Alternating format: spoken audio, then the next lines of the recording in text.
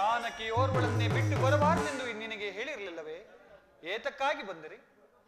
ಅಣ್ಣ, ದೂರದಲ್ಲಿ ನಿಮ್ಮ ಆರ್ತ ಧ್ವನಿಯು ಕೇಳಿ ಬರಲು ಮಾತೆಯವರು ಭೀತರಾಗಿ ನನ್ನನ್ನು ಕಳುಹಿಸಿದ್ರಣ್ಣ, ಕಳುಹಿಸಿದ್ರು.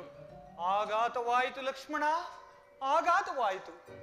ಅದು ಸಾರಂಗವಲ್ಲ. ಮಾರೀಚನು ಸಾರಂಗ ವೇಷದಲ್ಲಿ ಬಂದು ನಮ್ಮನ್ನು ವಂಚಿಸಿದನು. ನಡೆ, ಜಾಗ್ರತೆಯಾಗಿ ಹೋಗಿ ಸೀತೆಯನ್ನು ನೋಡೋಣ. ನಡೆಯಣ್ಣ. ವೈದೇಹಿ, ಅಮ್ಮ, ಸೀತಾ, ಮನೋಹರೇ, ಜಾನಕಿ, ಸೀತಾ, ಅಮ್ಮ, ಹಾ ಸೀತಾ. ಅಣ್ಣ, ಮೋಸವಾಯಿತು ಲಕ್ಷ್ಮಣ, ಮೋಸವಾಯಿತು. ನಾವು ಇಲ್ಲದಿರುವ ಸಮಯವನ್ನು ಸಾಧಿಸಿ ಯಾರೋ ಜಾನಕಿಯನ್ನು ಅಪಹರಿಸಿರುವಂತ ಕಾಣು. ಏನು ಮಾಡಲಿ, ಎಲ್ಲಿ ಹುಡುಕಲಿ? ನಡೆ, ಜಾಗ್ರತೆಯಾಗಿ ಹೋಗಿ ಗೋದಾವರಿ ತೀರದಲ್ಲಿರುವಳು ಏನು ನೋಡೋಣ. ಹಾಗೆ ಆಗಲಿ ಅಣ್ಣ. ಸೀತೆ ಕಾಣದಾದಳೆ ತರಣಿ ಜಾತೆ ಮಾತೆ ಸೀತೆ ಕಾಣದಾದಳೆ ರಾಮ ಕಾಣದಾದಳೆ. ಅಮ್ಮ, ಅಮ್ಮ ನಿನ್ನ ವಿರಹದಿಂದ, ಅಮ್ಮ, ಅಮ್ಮ ನಿನ್ನ ವಿರಹದಿಂದ ಸುಖಿಸಬಲ್ಲದೆ ರಾಮಚಂದ್ರ. ಅಮ್ಮ,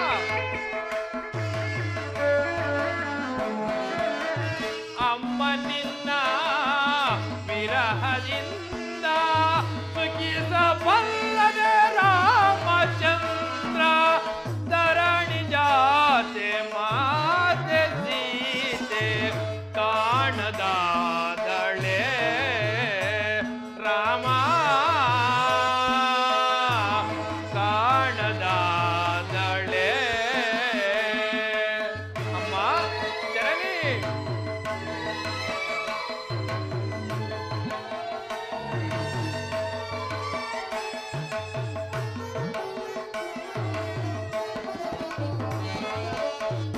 ಕಾಂಚನ ಮೃಗವ ಬಯಸಿದೆ ಏಕೆ?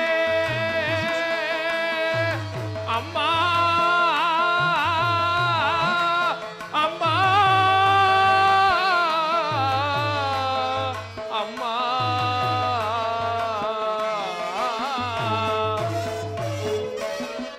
ಕಾಂಚನ ಮೃಗವ ಬಯಸಿದೆ ಏಕೆ?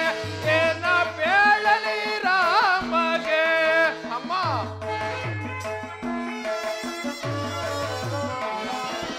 ಕಾಂಚನ ಮೃಗವ ಬಯಸಿದೆ ಏಕೆ? ಏನ ಬೇಳಲಿ ರಾಮಗೆ? ಮತ್ತೆ ತೋರಲಿ ಮುಖವನು ನಾ,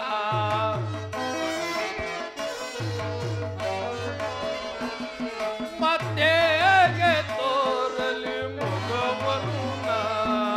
ತರಣಿ ಜಾತೆ ಮಾತೆ ಸೀತೆ ಕಾಣದಾದಳೆ ರಾಮ ಕಾಣದಾದಳೆ ಕಾಣದಾದಳೆ.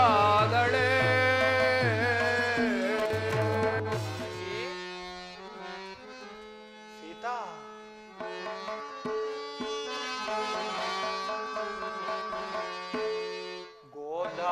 ಗೋದಾವರಿ ದೇವಿ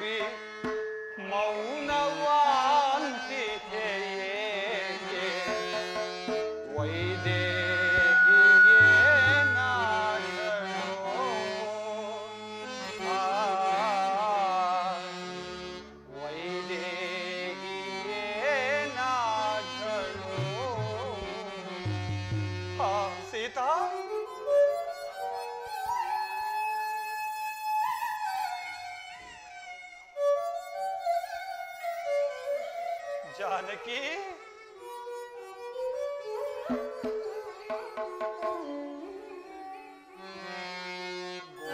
ಗೋದಾವರಿ ದೇವಿ ಮೌನವಾಂತಿಗೆ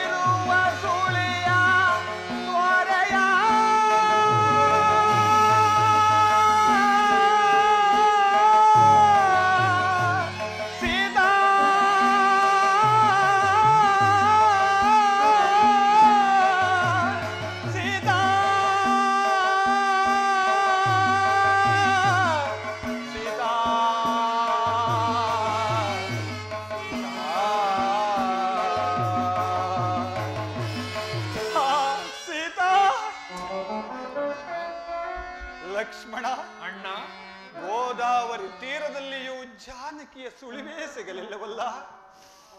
ಎಲ್ಲಿ ಹುಡುಕಲಿ ನನ್ನ ಸೀತೆಯನ್ನ, ಇನ್ನೆಲ್ಲಿ ಅರಸಲಿ ನನ್ನ ವೈದೇಹಿಯನ್ನ. ಶಾಂತನಾಗ ಶಾಂತನಾಗು.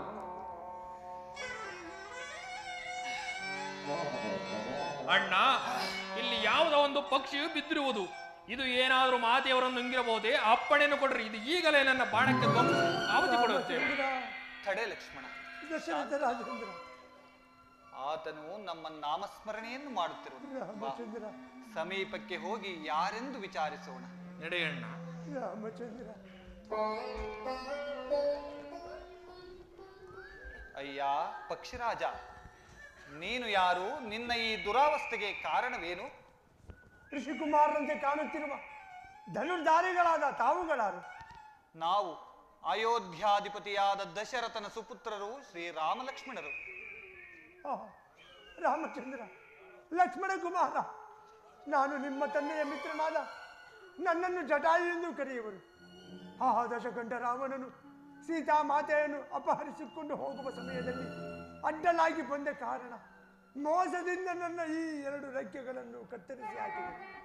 ಆಗ ಸೀತಾಮಾತೆಯು ಈ ವರ್ತಮಾನವನ್ನು ಶ್ರೀರಾಮಚಂದ್ರ ಪ್ರಭುಗಳಿಗೆ ತಿಳಿಸುವ ತನಕ ಪ್ರಾಣದಿಂದ ಇರು ಎಂದು ಆಶೀರ್ವದಿಸಿದರು. ನನಗೆ ಬೇಗ ಮೋಕ್ಷವನ್ನು ಕೊಡು ತಂದೆ, ನನಗೆ ಬೇಗ ಮೋಕ್ಷ. ಜಟಾಯು ನಮಗೋಸ್ಕರ ಮರಣ ಹೊಂದಿದೆಯಾ?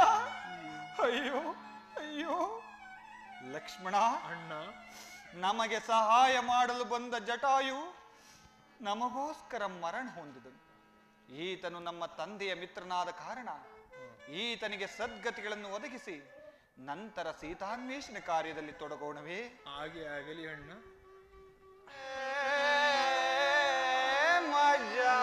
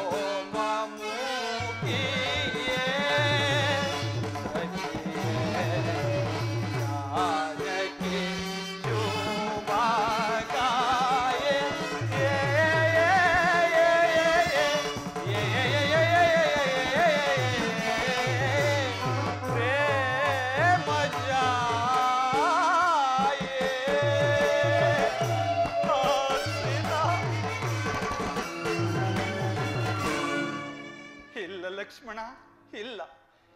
ಎಷ್ಟು ಹುಡುಕಿದರೂ ನನ್ನ ಸೀತೆಯ ಸುಳಿವೇ ಸಿಗಲಿಲ್ಲ. ಏನ ಮಾಡಲಿ, ಇನ್ನೆಲ್ಲಿ ಹುಡುಕಲಿ ನನ್ನ ವೈದೇಹಿಯನ್ನ? ಶಾಂತನಾಗು ಅಣ್ಣ, ಶಾಂತನಾಗು. ಪ್ರಾಜ್ಞನಾದ ನೀನೇ ಹೀಗೆ ಪರಿತಪಿಸಿದರೆ ನಮ್ಮನ್ನು ಸಂತೈಸುವ ಯಾರಣ್ಣ? ನಡೆಯಣ್ಣ, ಮುಂದೆ ಹೋಗಿ ಮಾತೆಯವರ ನೆಲೆಯನ್ನು ಹುಡುಕೋಣ. ಎಲ್ಲಿರುವೆ ಮನೋಹರೇ? ಹೇಗಿರುವೆ ಸೀತಾ?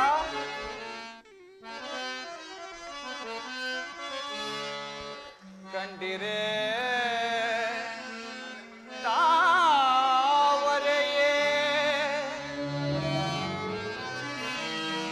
ಮತ್ತೆ ಕೋಗಿಲೆಯೇ ಕರುಳತೆಗಳಿರ ಕಂಡಿರೇ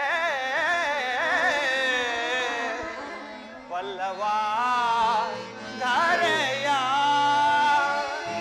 ಕಂಡಿರೇ ನನ್ನ ಸೀತೆಯ ಸೀತಾ ಸೀತಾ ಸೀತಾ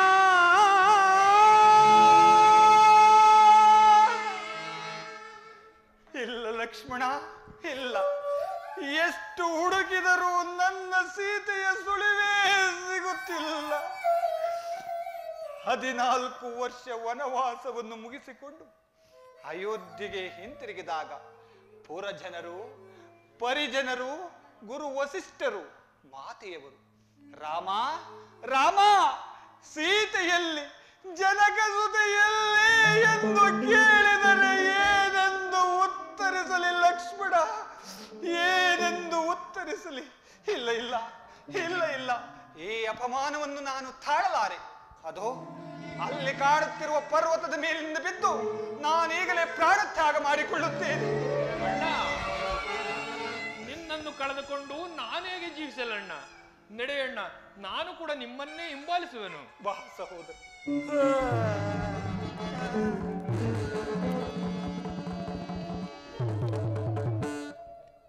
ಓಹೋ ಗಿರಯ್ಯ, ಬೇಗ ಬಾ, ಬೇಗ ಬಾ. ಬಂದೆ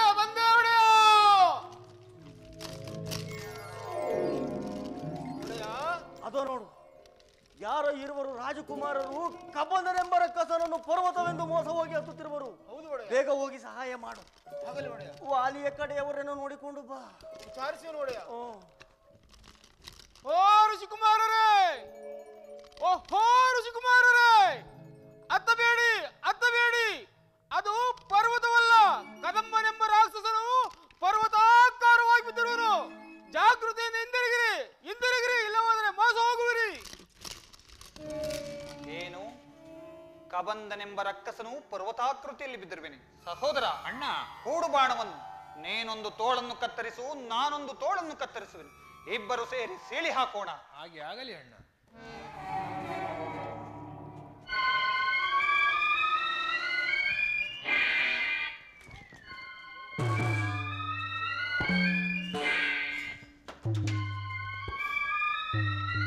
ಲಕ್ಷ್ಮಣ, ಅಣ್ಣ, ಕಬಂದನ ವೃತ್ತಾಂತವನ್ನು ತಿಳಿಸಿದವರು ಯಾರಾಗಿರಬಹುದು?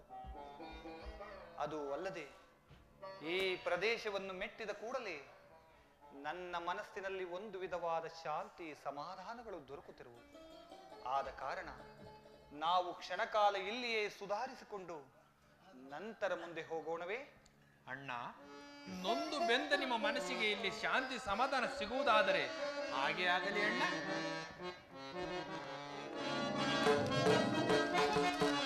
ಆಹಾ,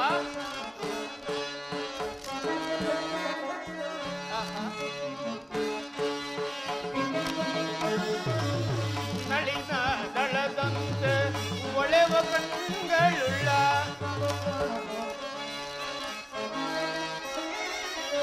ನಳಿನ ದಳದಂತೆ ಒಳೆವ ಕಣ್ಗಳುಳ್ಳ,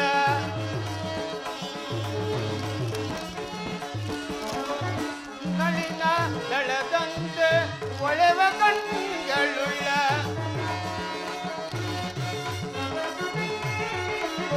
ನಳಿನ ದಳದಂತೆ ಒಳೆ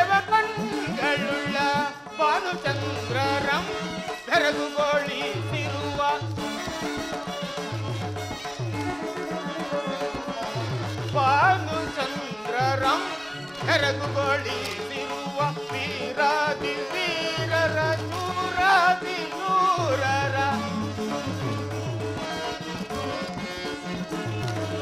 ವೀರಾದಿ ವೀರರ ಶೂರಾದಿ ಶೂರರ ವೀರಾದಿ ವೀರರ ಶೂರಾದಿ ಶೂರರ ಕಂಡು ಕಂಡು ನಾ ತೆರೆದುಕೊಂಡೇನ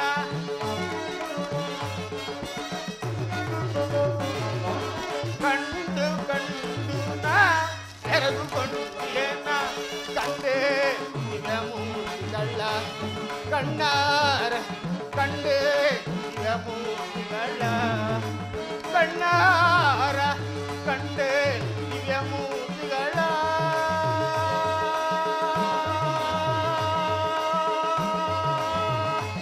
ಕಂಡೆ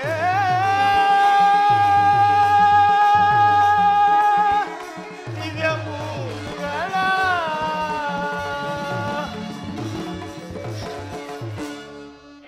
ಆಹಾ ಇವರಿಂದ ಕದಂಬನ ಶಾಪ ವಿಮೋಚನೆ ಆಯ್ತಿದ್ದ ಮೇಲೆ ಇವರುಗಳು ಯಾರಾಗಿರಬಹುದು ಷೋಡಶ ಕಲೆಗಳಿಂದಲೂ ದೀರ್ಘವಾದ ಬಾವುಗಳಿಂದಲೂ ಕೂಡಿದ ಇವರು ರಾಜಪುತ್ರರೆಂದು ಭಾವಿಸೋಣವೇ ಜಟಾವಲ್ಕಲಧಾರಿಗಳಾಗಿ ಮುನಿಕುಮಾರೆಂದು ಭಾವಿಸೋಣವೇ ಧನುರ್ಧಾರಿಗಳಾಗಿರು ಅಶ್ವಿನಿ ದೇವತೆಗಳೇ ಅಥವಾ ಇದ್ದೋಪೇಂದ್ರರೇ ರಥದಗಿರಿಯ ನೀಲೇನಾಗಿ ರಂಜಿತ ಕಾಯನಾಗಿ ರಮಣೀಯ ವದನನಾಗಿ ರಾರಾಜಿಸುತ್ತಿರುವ ಈತನು ಆ ರಾಜಶೇಖರನು ಈತನೇ ಅರನಾಗಿದ್ದೊಡೆ ರಜತಗಿರಿಯ ಶಿಖರದ ಮೇಲೆ ಕುಳಿತು ಧರೆಯನ್ನು ಉದ್ಧರಿಸಲು ಅವತರಿಸಿ ಬಂದ ಪರಮ ಪಾವನ ಗಂಗೆ ತಾನೆ. ಇಲ್ಲ ಇಲ್ಲ ಇಲ್ಲ ಇಲ್ಲ ಈತನು ಆ ಗಂಗಾಧರನ ಪದ್ಮನಯನು ಪದ್ಮಾಸನು ಪದ್ಮ ಸಂಬೋಧನೂ ಆದ ಆ ಬ್ರಹ್ಮದೇವನೇ. ಕರದಿ ಕಂಠಾರಿಗಳಿಲ್ಲ, ತುಳಸಿ ಮಾಲೆಗಳಿಲ್ಲ, ಜಪ ಮಾಲೆಗಳಿಲ್ಲ, ಮೇಲ್ಸಿರವು ನಾಲ್ಕಿಲ್ಲ. ಅಂದ ಮೇಲೆ ಈತನು ಆ ಸರಸಜೋತ್ವವನಲ್ಲ. ನೀಲ ಮೇಲೆ ಶ್ಯಾಮನಾಗಿ ನಿಸೀಮ ಗುಣಧಾಮನಾಗಿ ನಿತ್ಯ ನಿರಂಜನೂ ಆದ ಈತನು ಆ ನಾರಾಯಣನೇ. ಶಂಖಚಕ್ರ ಗದಾ ಪದ್ಮಗಳಿಲ್ಲ, ಕೋಟಿ ಸೂರ್ಯ ನಮಸ್ಸು ಸಮತೇಜನವಾದ ರತ್ನಾಂಬರವನ್ನು ಧರಿಸಿಲ್ಲ. ಪಣಿಶಾಯಿ ಪ್ರಹ್ಲಾದವದನು ಈತನಲ್ಲ ಈತನಲ್ಲ. ಅಂದ ಮೇಲೆ ಇವರು ಯಾರಾಗಿರಬಹುದು? ಲಕ್ಷ್ಮಣ ಅಣ್ಣ, ಈ ವಿಚಿತ್ರ ಮೂರ್ತಿಯನ್ನು ನೋಡಿದೆಯಾ? ಎಷ್ಟೊಂದು ಮನೋಹರವಾಗಿರುವುದು. ಕಬಂಧನ ವೃತ್ತಾಂತವನ್ನು ತಿಳಿಸಿದವನು ಈತನೇ ಇರಬೇಕು. ಲಕ್ಷ್ಮಣ, ಆತನ ಕಿವಿಗಳಲ್ಲಿ ರಾರಾಜಿಸುತ್ತಿರುವ ಕರ್ಣಕುಂಡಲಗಳನ್ನು ನೋಡಿದೆಯಾ? ಸೂರ್ಯ ಪ್ರಕಾಶಮಾನವಾಗಿ ಬೆಳಗುತ್ತಿರುವುದಲ್ಲ.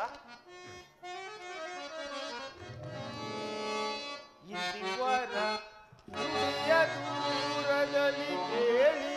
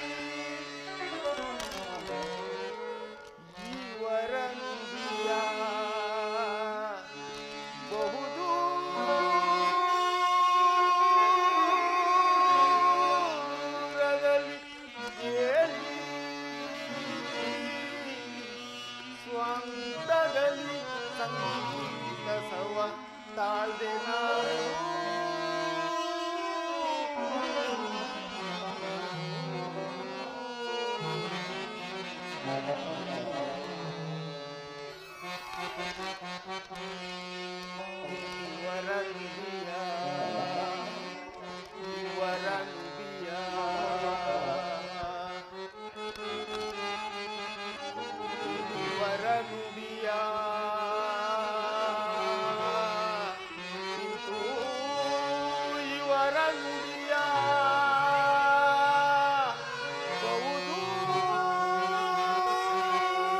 ಬಹುದೂರದಲ್ಲಿ ಕೇಳಿ ಸ್ವಾಗತದಲ್ಲಿ ಸಂತಸವ ತಾಳ್ದೆ ನಾನು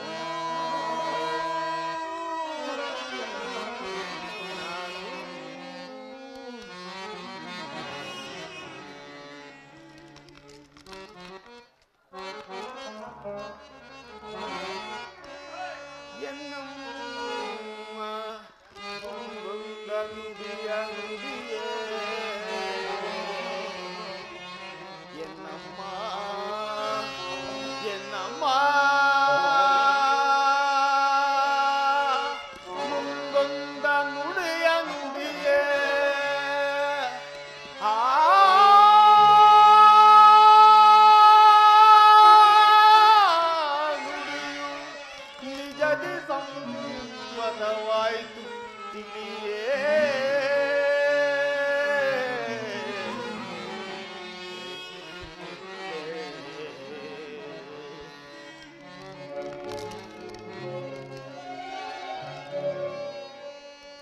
ಎನ್ನ ರಕ್ಷಿಸುವ ದೊರೆ ಬಂದ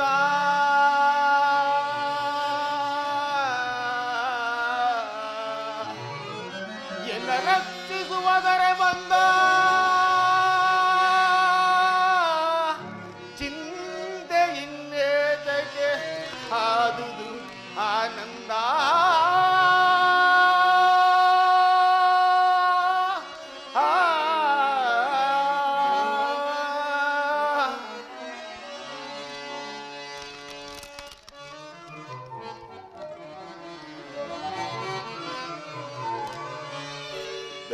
ಧನ್ಯನಾದೆ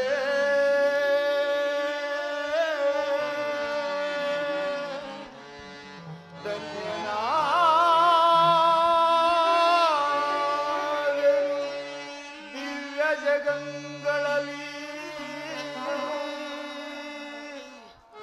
ಪೂರ್ಣ ಪುಣ್ಯನಾದೆನು ಕ್ಷಣಾರ್ಧದಲ್ಲಿ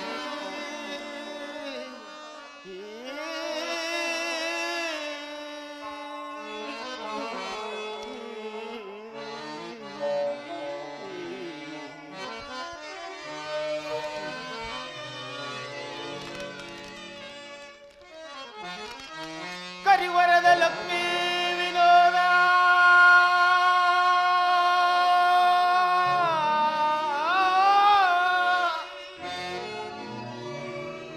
ಕರಿ ವರದ ಲಕ್ಷ್ಮೀ ವಿನೋದ ಶ್ರೀ ನರಹರಿಯು ಎನೆ ಒಲಿದು ಪ್ರತ್ಯಕ್ಷನಾದ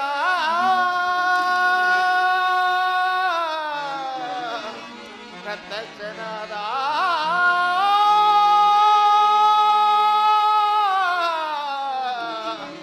ಪ್ರತ್ಯಕ್ಷನಾದ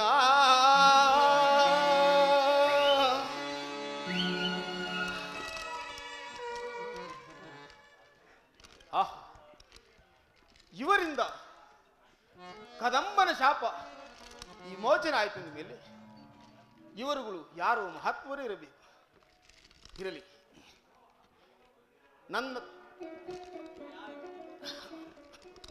ಮಗು ಇವರಾರೆಂಬುದನ್ನು ಸಮೀಪಕ್ಕೆ ಹೋಗಿ ವಿಚಾರಿಸಿ ನೋಡು.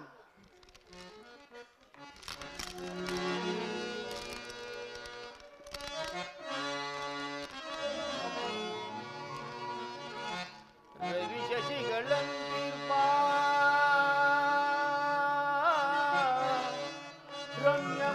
ರಮ್ಯಮೂರ್ತಿಗಳಾರೋ ರಮಣೀಯಮಾದ ನಾಮದೇಹವನು ಹೇಳಿರೈ.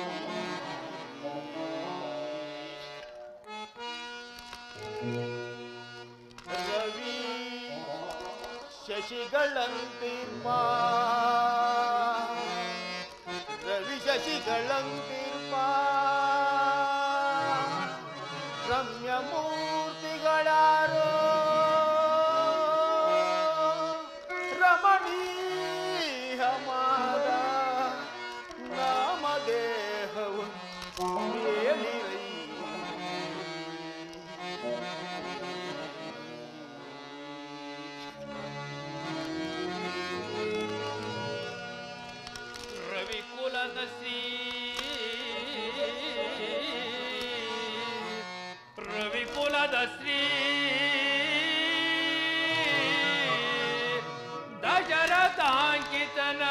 ಪುತ್ರರೈ ನಾವು ರಾಮ ಲಕ್ಷ್ಮಣ ರಾಮ ಲಕ್ಷ್ಮಣರೆಂದು ಕರೆವರೆಮ್ಮ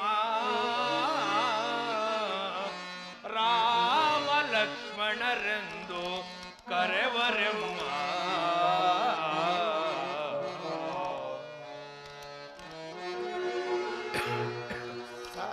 ಸಾರ್ವಭೌಮರ ಬೇಡಿ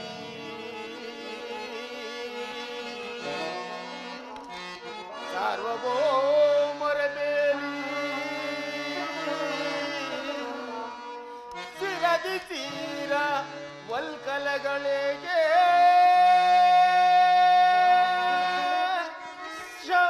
ಶ್ರಮದಳೀವನದಿ ಸಂಚರಿಸಲೇಗೆ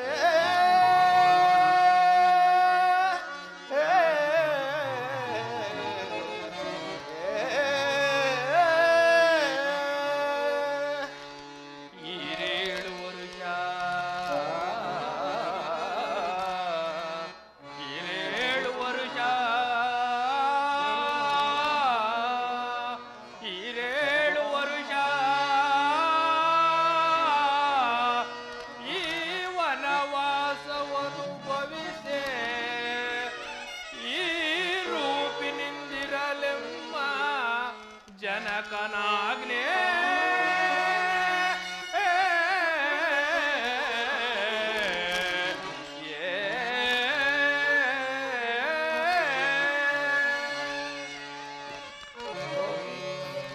ಹೋಗಿರಲ್ಲಿಗೆ ಮುಂದೆ ಹೋಗಿರಲ್ಲಿಗೆ ಮುಂದೆ ಪಾವನಾತ್ಮರ ಬೇಡಿ ಪಾರಮಾರ್ಥ ಸಂಗತಿಯ ಪ್ರಾರ್ಥಿಸುವೆನು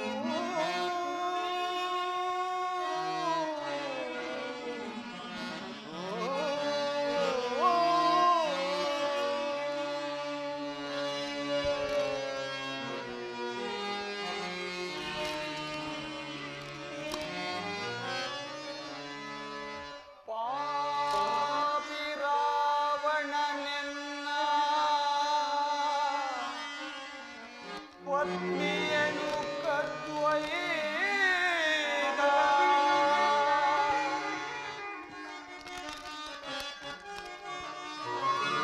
ಪಾಪಿ ರಾವಣನೆನ್ನ ಪತ್ನಿಯನು ಕದ್ದೊಯ್ದ ಪಥವರಿಯದಿರಿ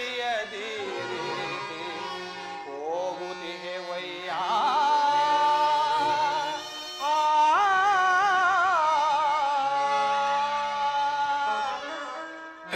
ಅನಿತಾದೊಡೆ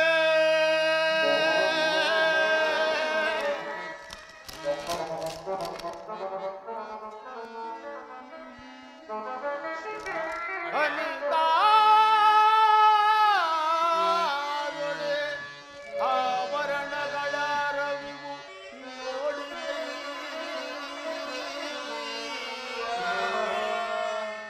ಪ್ರಭು ಅನಿತಾದೊಡೆ ಅನಿತಾದೊಡೆ ಆಭರಣಗಳ ರವಿವು ನೋಡಿರಯ್ಯ ಆರ್ನದಲ್ಲಿ ಓರ್ವಳು ಎಸೆಗಳಲ್ಲಿ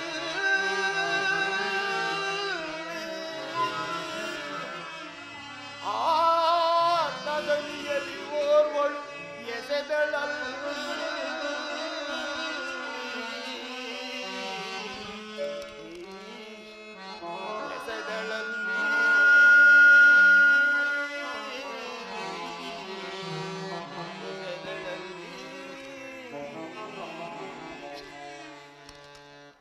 ಅಕಟ ಅಕಟ ಅಕಟಕಟ ಕಂಡೆನ ಸೀತೆಯಾಭರಣಗಳ ಅಕಟಕಟ ಕಂಡೆನ ಸೀತೆಯಾಭರಣಗಳ ಆಕಾರವೇ ಸೀತೆಯಾಕಾರವೇ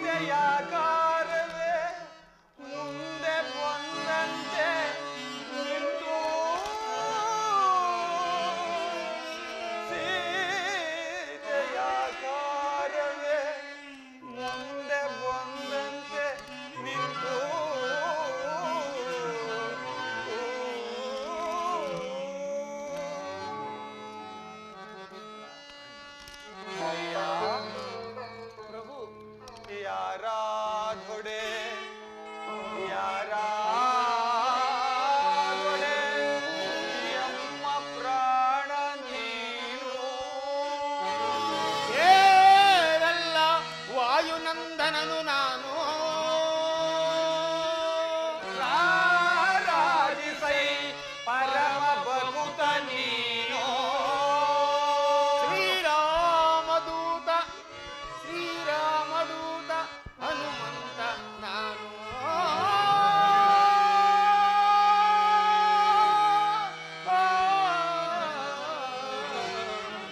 ಹನುಮಂತ ನಾನು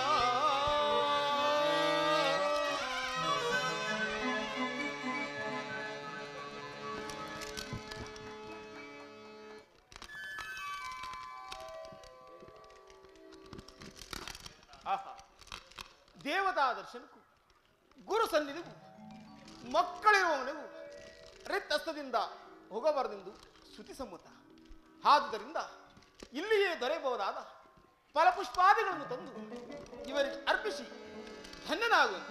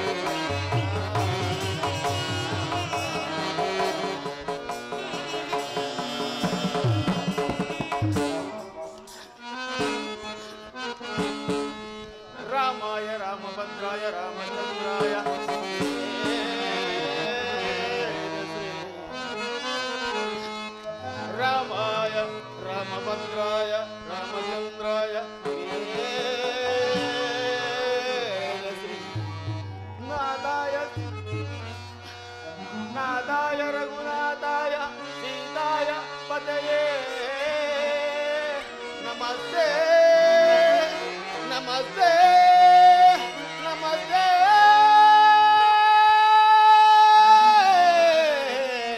ನಮಸ್ತೆ ನಮಃ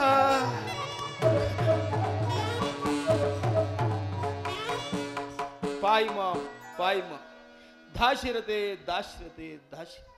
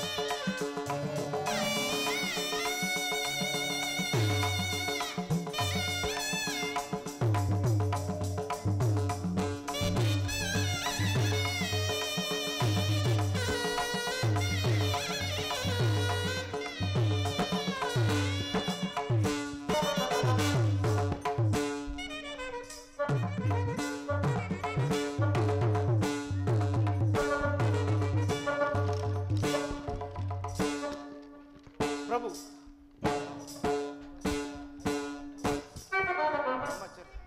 ಅಯ್ಯ ಪ್ರಭು, ನಿನ್ನ ಭಕ್ತಿ ಶ್ರದ್ಧೆ ವಿನಯ ವಿಶ್ವಾಸಗಳಿಗೆ ನಾನು ಮನಸೋತಿರುವನು. ನೀನು ಯಾರು? ನಿನ್ನ ವೃತ್ತಾಂತವೇನು? ಪ್ರಭು, ಕೇಸರಿ ಎಂಬ ಕಪಿಕುಲ ಅಧ್ಯಕ್ಷನ ಧರ್ಮಪತ್ನಿಯಾದ ಅಂಜನಾದೇವಿಯ ಗರ್ಭಬುದ್ಧಿಯಲ್ಲಿ ಈಶ್ವರ ಪ್ರಣಯಿತ ವಾಯುದೇವನ ಅನುಗ್ರಹದಿಂದ ಜನಿಸಿದ ನನ್ನನ್ನು ಮಾರುತಿ, ಆಂಜನೇಯ, ಹನುಮಂತ, ವಾಯುಪುತ್ರ ಎಂದು ಕರೆಯುವರು ಪ್ರಭು. ಅದು ಅಲ್ಲದೆ ಇಲ್ಲೇ ಸಮೀಪದಲ್ಲಿ ನನ್ನೊಡೆಯನಾದ ಸುಗ್ರೀವರಾಜನು ವಾಸವಾಗಿರು. ನೀವು ಅಲ್ಲಿಗೆ ದಯಮಾಡಿಸಿದರೆ ನನ್ನೊಡೆಯನಾದ ಸುಗ್ರೀವರಾಜನಿಗೂ ನಿಮಗೂ ಸಖ್ಯ ಮಾಡಿಸುನು ಪ್ರಭು. ಮಾರುತಿ, ನಾವು ಮಾರ್ಗಾಯಾಸದಿಂದ ಬಹಳವಾಗಿ ಬಳಲಿದ್ದೇವೆ. ಆದ ಕಾರಣ ನಿಮ್ಮೊಡೆಯನಾದ ಸುಗ್ರೀವರಾಜನನ್ನು ಇಲ್ಲಿಗೆ ಬರಮಾಡು. ಹಾಗೆ ಆಗಲಿ ಪ್ರಭು. ಒಡೆಯ ಸುಗ್ರೀವ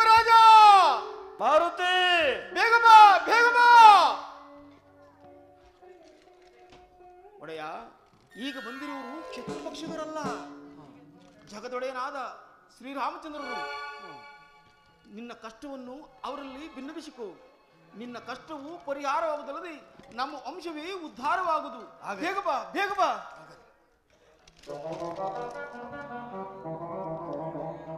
ನಮ್ಮನ್ನು ಕಾಪಾಡಬೇಕು ಪ್ರಭು, ಕಾಪಾಡಬೇಕು. ಸುಗ್ರೀವರಾಜ, ನಿನಗೆ ಮಂಗಳವಾಗಲಿ. ನೀನು ಇಲ್ಲಿ ವಾಸ ಮಾಡಲು ಕಾರಣವೇನು? ನಿನ್ನ ವೃತ್ತಾಂತವೇನು? ಏನೆಂದು ಹೇಳಲಿ ಪ್ರಭು? ಒಂದಾನೊಂದು ಕಾಲದಲ್ಲಿ ನಮ್ಮ ಅಣ್ಣನಾದ ವಾಲಿಗೂ ದುಂದೂಬಿ ಎಂಬ ರಕ್ಕಸನಿಗೂ ಘೋರ ಯುದ್ಧವಾಯಿತು ಪ್ರಭು. ಆ ಯುದ್ಧದಲ್ಲಿ ನಮ್ಮ ಅಣ್ಣನಾದ ವಾಲಿಯು ಆ ರಕ್ಕಸನನ್ನು ಒಂದು ಗುಹೆ ಒಳಗೆ ಬೆನ್ನಟ್ಟಿ ಹೋದನು ಪ್ರಭು. ಎಷ್ಟು ಕಾಲವಾದರೂ ಇಬ್ಬರೂ ಬಾರಲಿಲ್ಲ. ಒಂದು ದಿನ ಗುಹೆಯ ಒಳಗಿಂದ ರಕ್ತವು ಹರಿದು ಬಂತು.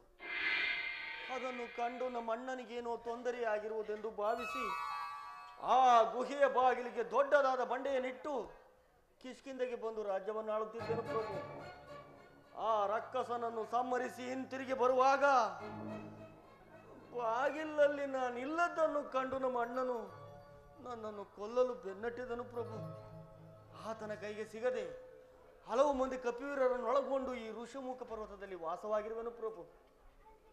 ಅಲ್ಲದೆ ನಮ್ಮ ಅಣ್ಣನು ಇಲ್ಲಿಗೆ ಬಾರನು ಪ್ರಭು. ಅವನು ಇಲ್ಲಿಗೆ ಬಾರದಿರಲು ಕಾರಣವೇನು? ಆ ರಕ್ಕಸನ ಕಳೆಯ ಬರಹವನ್ನು ನಮ್ಮ ಅಣ್ಣನಾದ ವಾಲಿಯು ಎಡಗಾಲು ಅದು ಮತಂಗ ಮಹರ್ಷಿಗಳ ಆಶ್ರಮದ ಮೇಲೆ ಬಿದ್ದು ಪ್ರಭು. ಮುನಿಗಳು ಕುಪಿತಗೊಂಡು, ಯಾರು ಈ ಕಾರ್ಯವನ್ನು ಮಾಡಿದವರು? ನನ್ನ ಆಶ್ರಮಕ್ಕೆ ಕಾಲಿಟ್ಟರೆ ಶಿರಸ್ಸು ಶತವೋಳಾಗಲಿ ಎಂದು ಶಾಪವನ್ನಿತ್ತರು ಪ್ರಭು. ಅಂದಿನಿಂದ ನಮ್ಮ ಅಣ್ಣನು ಇಲ್ಲಿಗೆ ಬಾರನು ಪ್ರಭು. ನನ್ನ ಪತ್ನಿಯನ್ನು ಸಹ ಅಪಹರಿಸಿರುವನು ಪ್ರಭು. ಹಾಗಾದರೆ ಅವನು ಶಿಕ್ಷಾರ್ಹನೇ ಸರಿ. ಬರಮಾಡುವ ಆ ವಾಲಿಯನ್ನು, ಅವನನ್ನು ಸಂಹರಿಸಿ ಕಿಷ್ಕಿಂದ ರಾಜ್ಯ ಪಟ್ಟವನ್ನು ನಿನಗೆ ಕಟ್ಟುತ್ತೇನೆ. ಆದರೆ ನೀನು ನನಗೆ ಸೀತಾನ್ವೇಷಣ ಕಾರ್ಯದಲ್ಲಿ ಸಹಾಯಕನಾಗಬೇಕು. ಸಹಾಯ ಮಾಡುತ್ತೇನೆ ಪ್ರಭು. ಆದರೆ ನಮ್ಮ ಅಣ್ಣನನ್ನು ಸಂಹಾರ ಮಾಡುವೆ ಎಂದು ಹೇಳುವ ಮಾತು ನನಗೇಕೋ ಅನುಮಾನವಾಗಿ ಪ್ರಭು. ಅದೋ ಅಲ್ಲಿ ಕಾಣುತ್ತಿರುವ ಸಪ್ತ ತಾಳೆಯ ಮರಗಳನ್ನು ಯಾರು ಒಂದೇ ಬಾಣದಿಂದ ಛೇದಿಸುವರೋ ಅಂತಹವರು ವಾಲಿಯನ್ನು ಸಂಹಾರ ಮಾಡುವರು ಎಂದು ಒಂದು ನಂಬಿಕೆ ಇರುವುದು. ಪರೀಕ್ಷೆ ಎಂದು ತಿಳಿಯಬಾರದು ಪ್ರಭು. ಸುಗ್ರೀವರಾಜ, ಪರೀಕ್ಷಿಸಿದ ಮಾತ್ರಕ್ಕೆ ಪರಾಕ್ರಮಕ್ಕೆ ಕುಂದು ಬರುವುದೇ? ಇದೋ ನೋಡು.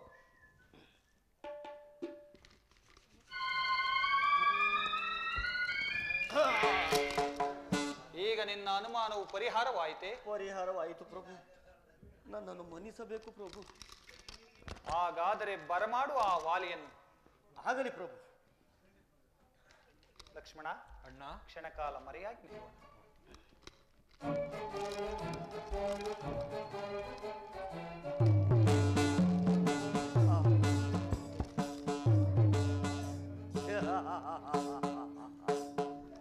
ಆಂಜನೇಯ, ಒಡೆಯ, ಇವನ್ನೆಲ್ಲ ಎತ್ತಿಕೊ. ಆಗಲಿ ಒಡೆಯ.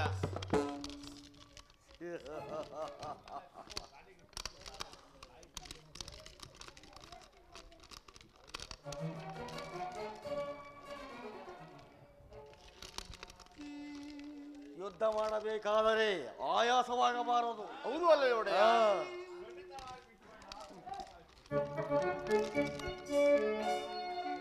ಆಂಜನೇಯ, ಒಡೆಯ, ವಾಲಿಯನ್ನು ಕರೆಯಲೇ? ಧೈರ್ಯವಾಗಿ ಕರೆ ಒಡೆಯ. ಎಲವೋ ವಾಲಿ, ವಾಲಿ, ಭ್ರಾತೃದ್ರೋಹಿ, ದ್ರೋಹಿ.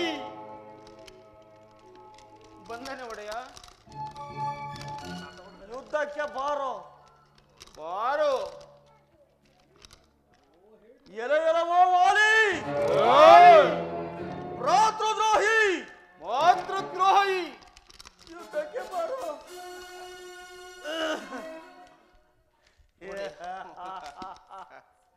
ಅಪರೂಪಕ್ಕೆ ಕರೆಯುತ್ತಿದ್ದೇನಲ್ಲ. ಭಯ, ಭಯ. ಭಯ. ಎಲವೋ ವಾಲಿ, ಬಾರೋ ಯುದ್ಧಕ್ಕೆ.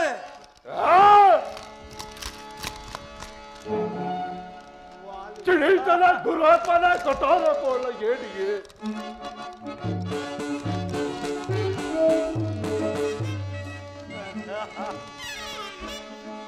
ಕಿರೀಟನ ದುರಾತ್ಮನ ಕಟಾರ ಕೋಲ ಏಟಿಗೆ ಭಾವದಿಂದ ನಿನ್ನ ನಾಟಗೊಯ್ಯುವೆ.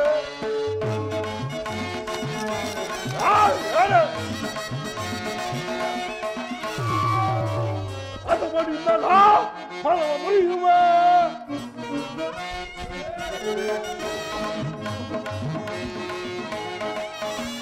ನಿಲ್ಲು ನಿಲ್ಲು ನಿಲ್ಲು ನಿನ್ನ ಫಲ ಮುರಿಯುವೆ.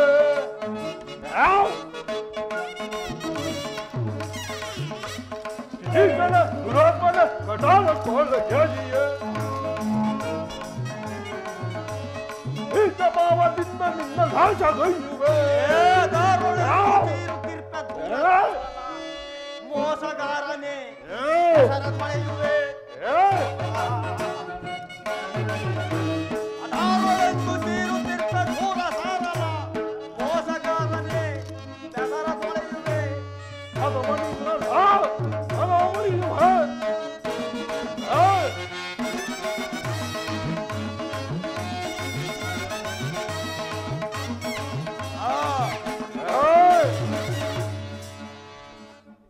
ಯುದ್ಧಕ್ಕೆ ಸಿದ್ಧನಾಗೋ.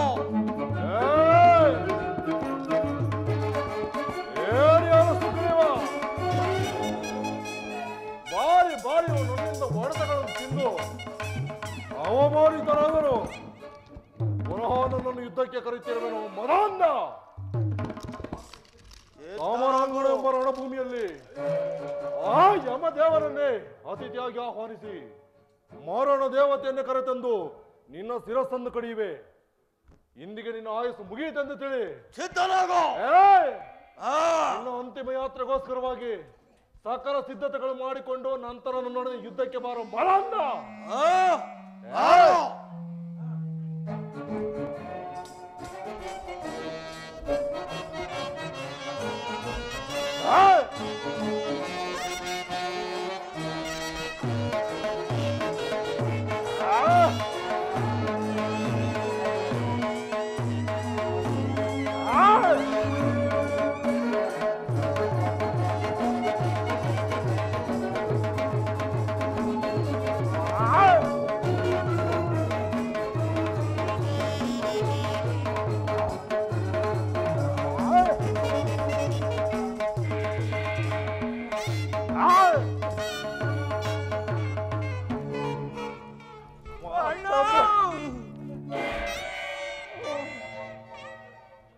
ಮತ್ತೊಮ್ಮೆ ನನ್ನ ಯುದ್ಧಕ್ಕೆ ಕರೆದಿದ್ದೆ ಆದರೆ ನಿನ್ನನ್ನು ಇಲ್ಲಿ ಹೂತ ಹಾಕಿ ಬಿಡೋಣ.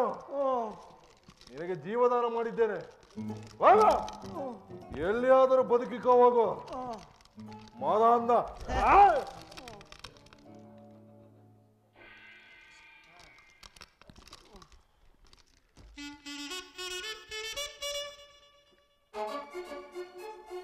ಆಂಜನೇಯ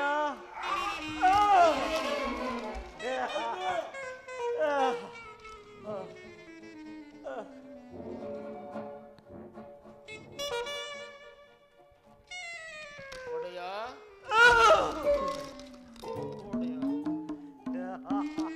ಪೆಟ್ಟಾಗಿದೆ ಒಡೆಯ. ಪೆಟ್ಟೆ ನನಗೆ ವಾಲಿ ಹೋದನೇನು ನೋಡು. ಹೋಗಿರುವರು ಒಡೆಯ. ಹೋಗಿ ಇವರಲ್ಲಿ ಕಳಿಸಿಬಿಡು, ಕಳಿಸಿಬಿಡು. ಇದರಲ್ಲಿ ಏನೋ ವಿಷಯವಿರಬೇಕು, ವಿಚಾರಿಸಿ ನೋಡು. ದೇವ, ಈ ವಿಷಮ ಪರೀಕ್ಷೆ ಏತಕ್ಕೆ ಪ್ರಭು? ಸುಗ್ರೀವರಾಜ, ಪ್ರಭು, ನಿಮ್ಮಿರುವರ ಮುಖಗಳು ಒಂದೇ ರೀತಿ ಇದ್ದುದರಿಂದ ಬಾಣ ಪ್ರಯೋಗಿಸಲು ಸಾಧ್ಯವಾಗಲಿಲ್ಲ. ಚಿಂತಿಸಬೇಡ ಲಕ್ಷ್ಮಣ. ಹೇಳದಿಲ್ಲವೇ?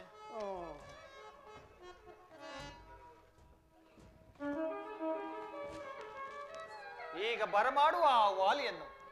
ಆಗಲಿ ಪ್ರಭು.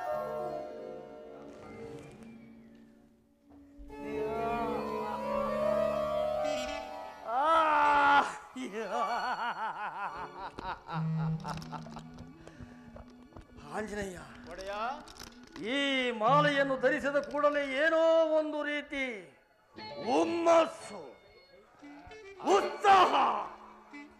ಹಾಗಾದರೆ ಇದು ವಿಜಯಮಾಲೆಯೇ ಸರಿ.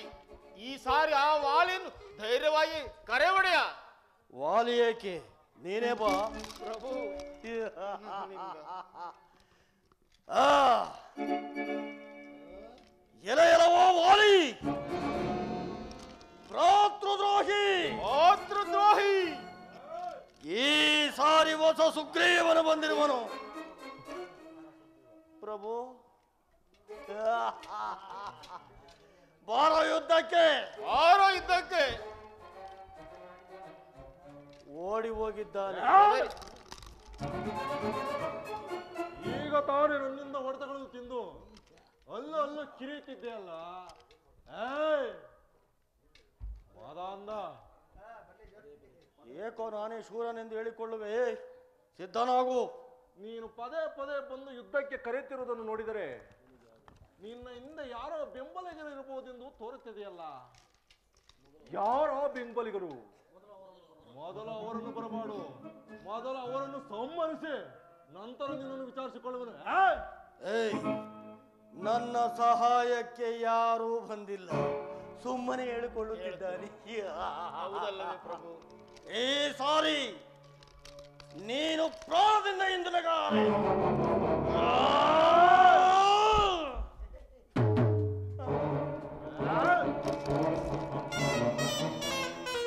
ಯಾವ ಯುದ್ಧವನ್ನು ಮಾಡೋಣ? ಯಾವ ಯುದ್ಧ ಬೇಕೋ? ನಾನಿನ್ನು ಕೇಳೇ ಇಲ್ಲ, ಇವನೇ ಬರುತ್ತಿದ್ದಾನೆ. ಮಲ್ಲ ಯುದ್ಧಕ್ಕೆ ಸಿದ್ಧನಾಗು. ಬರುವುದೇನೋ ನಿನಗೆ? ನೋಡಲ್ಲ ಬಾ ಪ್ರಭು.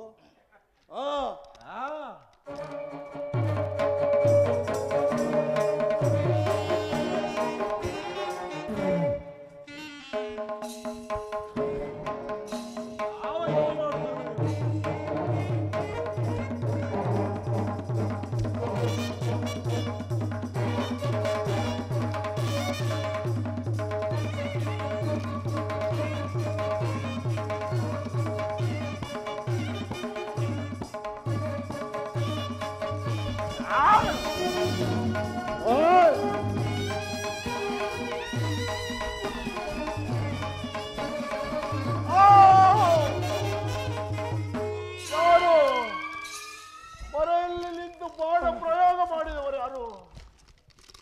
ನನ್ನ ಮುಂದೆ ಬಂದು ನಿಲ್ಲಬಾರದೆ? ನಾನು ಅಯೋಧ್ಯಾಧಿಪತಿಯಾದ ದಶರಥನ ಸುಪುತ್ರ ಶ್ರೀರಾಮನು. ರಾಮಚಂದ್ರ, ಮರೆಯಲ್ಲಿ ನಿಂತು ಬಾಣ ಪ್ರಯೋಗ ಮಾಡಲು ಕಾರಣವಾದರೆ ಏನು ಪ್ರಭು? ನಾನು ನಿನಗೆ ಮಾಡಿದ ಅಪರಾಧವಾದರೆ ಏನು ತಂದೆ? ವಾಲಿ, ನೀನು ನಿನ್ನ ಸಹೋದರನ ಪತ್ನಿಯನ್ನು ಅಪಹರಿಸಿದ್ದು ನ್ಯಾಯವೇ? ಆದ್ದರಿಂದ ನಿನ್ನ ಮುಖ ನೋಡಿ ಬಾಣ ಪ್ರಯೋಗಿಸಬಾರದೆಂದು ಮರೆಯಲ್ಲಿ ನಿಂತು ಬಾಣ ಪ್ರಯೋಗ ಮಾಡಬೇಕಾಯಿತು. ಪ್ರಭು, ಕಪಿಗಳಾದ ನಮಗೆ ಓರೆ ಒರಸೆಗಳಿಲ್ಲವೆಂದು ಜ್ಞಾನಿಯಾದ ನಿಮಗೆ ತಿಳಿದಿಲ್ಲವೇ ಪ್ರಭು? ಈಗ ಈ ಸುಗ್ರೀವನನ್ನು ಸಖ್ಯ ಮಾಡಲು ಕಾರಣವಾದರೂ ಏನು ತಂದೆ? ದುರುಳನಾದ ದಶಕಂಠನು ನನ್ನ ಪತ್ನಿಯನ್ನು ಅಪಹರಿಸಿರುವನು. ಆದ ಕಾರಣ ಸುಗ್ರೀವರಾಜನು ಸೀತಾನ್ವೇಷಣ ಕಾರ್ಯದಲ್ಲಿ ನನಗೆ ಸಹಾಯಕನಾಗಿರುವುದರಿಂದ ನಾನು ಆತನ ಸಖ್ಯ ಬೆಳೆಸಬೇಕಾಯಿತು.